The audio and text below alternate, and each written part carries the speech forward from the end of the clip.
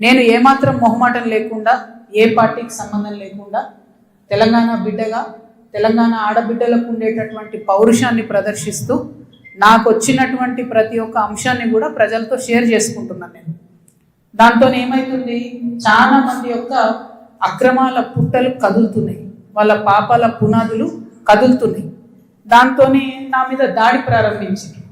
ఏంది దాడి? నేను కాంగ్రెస్ పార్టీతోని అంటకాగి ఉన్నాను, కాంగ్రెస్ పార్టీతోని అండర్స్టాండింగ్తో నేను పనిచేస్తున్నాను, ఎందుకంటే నాకేదో ఫైనాన్షియల్ బెనిఫిట్ కోసం నేను పనిచేస్తున్నా అని చెప్తున్నారు. దీనికి ఎక్కడ మొదలు పెట్టిండ్రు? నేను ఎప్పుడైతే జాగృతి జనం బాట అని చెప్పి బయటికి రావాలనుకున్నానో ముందు సోషల్ మీడియాలో ఒక ప్రచారం మొదలుపెట్టింది.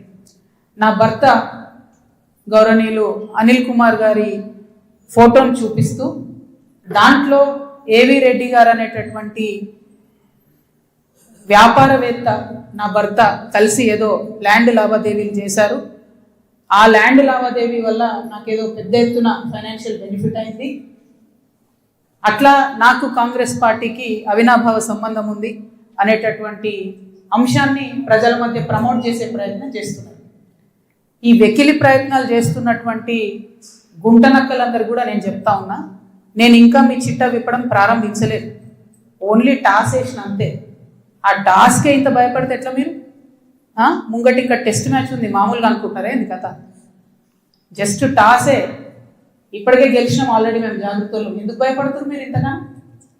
ఏమన్నాడు నా భర్త? మీరు అధికారంలో ఉన్న 10 ఏళ్లలో ఎన్నడన్నా వచ్చి మిమ్మల్ని ఒక పని అడిగినామా మేము?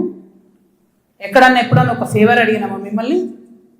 ఒక్క విషయంలో అన్నా అవుట్ ఆఫ్ ద వే పోయి ఏ ఒక్క మంత్రితోని కానీ, కేసీఆర్ గారితో కానీ, కేటీఆర్ గారితో కానీ, హరీష్ రావు గారితో కానీ, నా భర్త కానీ, నేను కానీ ఏమన్నా ఫేవర్ తీసుకుని ఉంటే చెప్పండి, దమ్ముంటే చెప్పండి.